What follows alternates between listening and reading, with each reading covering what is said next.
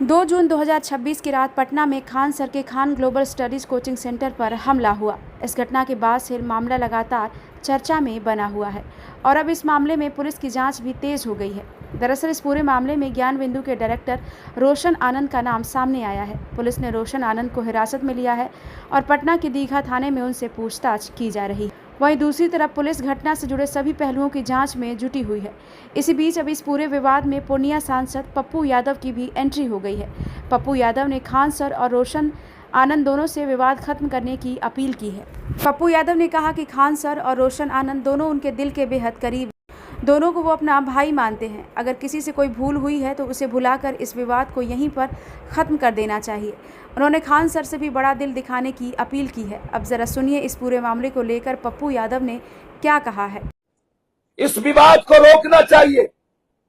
मैं हाथ जोड़ता हूं, इस विवाद को रोकिए। मैं खान सर और रोशन सर दोनों मेरे दिल के टुकड़े हैं। दोनों भाइयों से कहूंगा, प्लीज किसी से भी कोई भूल हुई हो, मैं क्षमा मांगता हूं, पैर पकड़ता हूं, विवाद रोक दीजिए, बड़ा दिल दिखाइए। खान सर मैं आपसे रिक्वेस्ट करता हूं, बड़ा दिल दिखाइए, प्लीज बड़ा दिल दिखाइए। और मैं रोशन सर से भी आग्रह करूंगा, प्रतिक्रिया में कोई ताकत नहीं होती, मत दीजिए प्रतिक्रिया, आप भड़प्पन दिखाइए। यदि आपको लगता है कि टारगेट किया गया है तो आप भड़प्पन दिखाइए। हम नहीं मानते, लेकिन फिर भी हमें ऐसा नहीं लगता कि रोशन सर जो ज्ञान के प्रकाष्ठा पर है वो साजिश करेंगे, मुझे नहीं लगता। मन चले लफवा हो सकता है गलती किया हो, लेकिन उसका भुगतभोगी होना पड़ता, मुझे नहीं लगता। हम जितना समझते हैं एक, और खान सर मैं आपसे रिक्वेस्ट करता हूं, पर में चले गए, रोशन सर बिहार यूपी के बच्चों को लगातार कर रहे हैं। आप ग्लोबल आपको रेस्पेक्ट करता है, आपको विवाद से बात विवाद से बचने की जरूरत है। आपका सम्मान बहुत है, बहुत रेस्पेक्ट है। कम से कम शिक्षा क्षेत्र को विवाद में ना लाए। आपको बता दें, Khan global studies coaching centre पर हुए हमले के बाद एक सीसीटीवी फुटेज भी सामने आया, जो सोशल मीडिया पर तेज़ी से वायरल हुआ। इस फुटेज में कुछ लोग कोचिंग सेंटर के अंदर हंगामा और मारपीट करते नजर आ रहे हैं। वीडियो में आप देख सकते हैं कि किस तरह कोचिंग सेंटर के बाहर अफरा तफरी का माहौल बना हुआ है। इस हमले में खान सर का सिक्योरिटी गार्ड भी घायल हो गया था, जिसे इलाज के लिए अस्पताल में भर्ती कराया गया।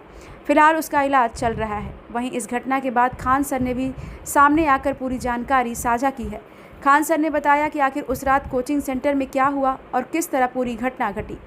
अब सुनिए इस मामले को लेकर खान सर ने क्या कहा है। एक बड़ी साजिश आपके खिलाफ। देखिए, हम सारे लोग 10 बज रहा था आसपास में, कुछ बैचेज ऑनलाइन थे जो चल रहे थे। अचानक गेट टूटा, धड़ाम भड़ाम ये हुआ। यही जगह है जहाँ पे मेरे गार्ड को इतना मारा गया है, अभी वो एडमिट है, उसका सर फोड़ दिया गया। 5-10 मिनट में कुछ समझ में नहीं आ रहा है कि इसको क्या हो रहा है। निकालो, उड़ा देंगे इसको, कोचिंग 2 दिन के अंदर उड़ा देंगे, तुमको पता चल जाएगा। इतनी ईर्ष्या, इतना, और इस तरह से राजधानी में बैठ के दिन दहाड़े कर देना अपने आप में इतना अजीब चीज़ लग जाता है यहाँ पे। और हम लोग क्या करते हैं, बच्चों को पढ़ाते हैं, एकदम कम फी में, एफोर्डेबल प्राइस में पढ़ाते हैं, हज़ारों बच्चों का रिजल्ट देते हैं। अब भाई जो पढ़ाए, जो गरीब बच्चों पढ़ाए, उसी के पास तो बच्चे जाएंगे यहाँ पे।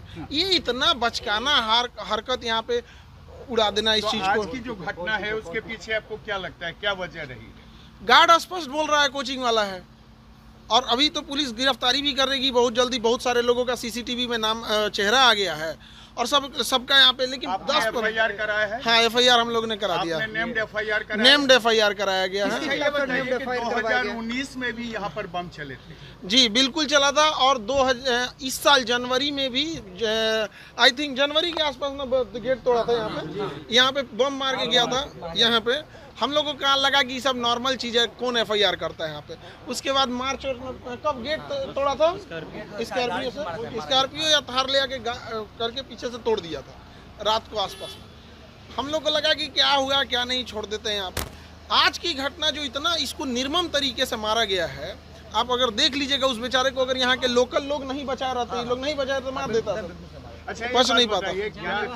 इस पूरे विवाद के पीछे क्या फीस कम करना है या फिर दूसरी कोई वजह है? ईर्ष्या है बच्चों को, मतलब एक होता है कि एक नेक्सस है कि भाई क्यों ऐसे कम बच्चों, इतने कम फीस में इतने बच्चों का अगर रिजल्ट हो रहा है तो कहीं ना कहीं किसी ना किसी का, तो जो शिक्षक के भेष में व्यापारी घुसे रहते हैं उनको कहीं ना कहीं, अदरवाइज में हम लोग क्या कर रहे थे, अभी तो हजारों बच्चों का रिजल्ट आया हुआ था, तो उन लोगों को हम समझा रहे थे यहाँ, और सारे बच्चों को बता रहे थे आगे का क्या प्रोसेस होता है, क्योंकि उनको नौकरी पहले लगी रहती है, तो डॉक्यूमेंट वेरिफिकेशन। आज दिन भर उसी में थक के हम लोग गए। गोलीबारी भी हुई है?